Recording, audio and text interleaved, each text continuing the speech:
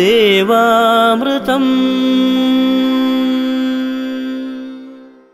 നമസ്കാരം. ദേവാമൃതത്തിൻ്റെ പുതിയ അധ്യായത്തിലേക്ക് ഏവരും സ്നേഹത്തോടെ സ്വാഗതം ചെയ്യുന്നു. ഉറച്ച തീരുമാനത്തോടെ എഴുന്നേൽക്കുക, തികഞ്ഞ സംതൃപ്തിയോടെ ഉറങ്ങുക. ഈ വാക്കുകൾ ഓർത്തുകൊണ്ട് ഇന്നത്തെ ദേവാമൃതം നമുക്ക് ആരംഭിക്കാം. ദേവാമൃതത്തിൽ ആദ്യം ഗുരുമാർഗം, ശ്രീ സാന്ദ്രാനന്ദ സ്വാമികളുടെ വാക്കുകളിലൂടെ. ഓം ശ്രീനാരായണ പരമ ഗുരവേ നമഃ. ഗുരുമാർഗത്തിലേക്ക് ഏവർക്കും സ്വാഗതം. ആത്മോപദേശ ശതകത്തിൽ നമ്മളുടെ ശരീരബോധത്തെ ഒരു പരിധിവരെ ഒഴിവാക്കണമെങ്കിൽ, അഥവാ ശരീരത്തിനോടുള്ള അമിതമായിട്ടുള്ള ആ ഒരു അറ്റാച്ച്മെൻറ്റിനെ ഇല്ലാതാക്കാൻ വേണ്ടിയിട്ട് ഗുരു പറയുന്ന കാര്യമാണ്. അവിടെ ഒരുപക്ഷെ നമ്മുടെ പൂർവികരായിട്ടുള്ള മഹർഷിമാരെല്ലാം തന്നെ ഈ ശരീരം പഞ്ചഭൂതങ്ങൾ കൊണ്ട് നിർമ്മിച്ചതാണ്. തൊലിയും എലുമ്പും മലം ദുരന്തമന്തക്കലകൾ ഇതെല്ലാം ചേർന്നിട്ടൊരു വലിയൊരു അഹന്ത.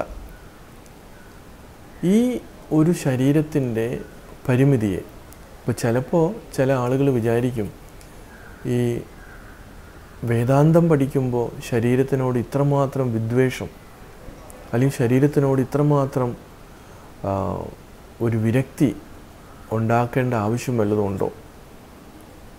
ഗുരുവിൻ്റെ തന്നെ ശിവശതകത്തിൽ ചില ഭാഗങ്ങളിൽ ശരീരത്തിനോട് ആസക്തി ഇല്ലാതിരിക്കാൻ വേണ്ടി ഗുരു വർണ്ണിച്ചിട്ടുള്ള ചില ഭാഗങ്ങളൊക്കെ ഉണ്ട്. അത് പുരുഷനായാലും ശരി, സ്ത്രീ ആയാലും ശരി, എന്തിനു വേണ്ടിയാണ്, ഏത് സാഹചര്യത്തിലാണ് ഇങ്ങനെയുള്ള ചില വിരക്തി ഉണ്ടാകാൻ പര്യാപ്തമായിട്ടുള്ള കാര്യകാരണ സഹിതം പറഞ്ഞിട്ടുള്ളത്. അത് മനസ്സിലാക്കാതെ വിമർശിക്കുന്ന ആളുകളുണ്ട്. എന്തിനു വേണ്ടി ഈ മഹർഷിമാർ, ഗുരു ഉൾപ്പെടെയുള്ള മഹർഷിമാർ ഈ ശരീരത്തിൻ്റെ പരിമിതിയെക്കുറിച്ച് നമ്മളോട് പറയുന്നു? അതിനർത്ഥം ശരീരം ശ്രദ്ധിക്കേണ്ട എന്നല്ല.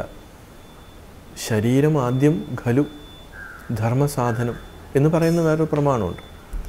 തന്നെയല്ല, ഗുരു തന്നെ യോഗവിദ്യ പഠിക്കുകയും അത് ശിഷ്യന്മാർക്ക് പലർക്കും പറഞ്ഞു കൊടുക്കുകയും ഒക്കെ ചെയ്തിട്ടുണ്ട്. ഈ ആധ്യാത്മിക ലോകത്ത് ഏറ്റവും കൂടുതൽ ശരീരത്തിന് കേടില്ലാതെ ശരീരത്തിൻ്റെ പ്രവർത്തനങ്ങളെ ശരിയായ രീതിയിൽ മുന്നോട്ട് കൊണ്ടുപോകാൻ വേണ്ടിയിട്ടാണ് യോഗ സമ്പ്രദായം അവർ കണ്ടുപിടിച്ചത്.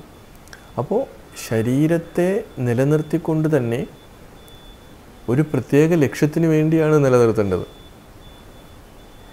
ആ ഒരു സത്യത്തെ സാക്ഷാത്കരിക്കാൻ വേണ്ടി നമുക്ക് ശരീരത്തെ പരിപാലിക്കാം.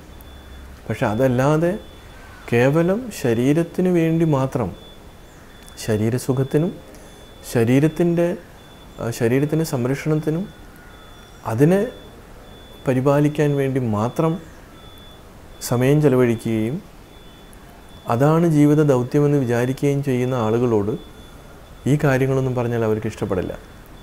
കാരണം അവർ ശരീരാഭിമാനികളാണ്. ഈ കാണുന്നത് മാത്രമാണ് അവരുടെ മുമ്പിൽ സത്യം. അപ്പം അവരോടല്ല നമ്മൾ ഗുരുക്കന്മാർ സംസാരിക്കുന്നത്, സംവദിക്കുന്നത്. മറിച്ച് ആരാണോ ഈ നശ്വരമായിട്ടുള്ള ശരീരത്തിനകത്ത് അനശ്വരമായിട്ടുള്ള ചൈതന്യത്തെ സാക്ഷാത്കരിക്കലാണ് ജീവിത ദൗത്യമെന്ന് ചിന്തിച്ച് മുന്നോട്ട് വരുന്നവരോടാണ്. പക്ഷേ പലപ്പോഴും ഇങ്ങനെയൊക്കെ മുന്നോട്ട് വരുമ്പോഴും ശരീരത്തിനോടുള്ള ആ ആസക്തി, ശരീരത്തെ സംരക്ഷിക്കാൻ വേണ്ടി ചെയ്യുന്ന ഒരുപാട് പ്രക്രിയകൾ, അതൊക്കെ നമ്മളെ ആവശ്യമില്ലാത്ത തലങ്ങളിലേക്ക് കൊണ്ടുപോകുമെന്ന് ഗുരു പറയുകയാണ്. അതുകൊണ്ടാണ് പറഞ്ഞത് വലിയൊരു അഹന്ത. ഈ ശരീരത്തെ ഒരു വലിയൊരു സഞ്ചിയായിട്ട്, പല അഴുക്കുകൾ നിറഞ്ഞ ഒരു സഞ്ചിയായിട്ടാണ് കാണുന്നത്. അപ്പോൾ ഈ സഞ്ചി ഇല്ലേ, ഇതിൽ നിന്ന് പുറത്തു വരുന്നത് എല്ലാം അഴുക്കാണ്. എത്രയൊക്കെ നമ്മൾ പൗഡറിട്ട് സെൻ്റടിച്ച് എന്തൊക്കെ തൈലങ്ങൾ പൂശി വച്ചാലും ഇതിൽ നിന്ന് പുറത്തേക്ക് വരുന്നത് എല്ലാം അഴുക്ക് തന്നെയാണ്. അപ്പോൾ ഈ അഴുക്ക് കൊണ്ട് നിർമ്മിച്ച ഈ ശരീരത്തിനോടല്ല നമ്മൾ ശ്രദ്ധിക്കേണ്ടത്, മറിച്ച്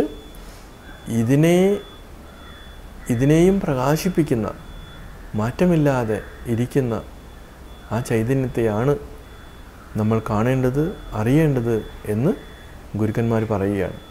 തീർച്ചയായിട്ടും അതിനു വേണ്ടിയാണ് ശരീരത്തേക്ക് ഇങ്ങനെ അതിൻ്റെ ദോഷവശങ്ങളെ പറഞ്ഞ് നമ്മളെ മനസ്സിലാക്കിക്കുന്നത്. അതുകൊണ്ട് തെറ്റായിട്ടുള്ള ധാരണകൾ ആരും വയ്ക്കാതിരിക്കുക. എവർക്കും നമസ്കാരം.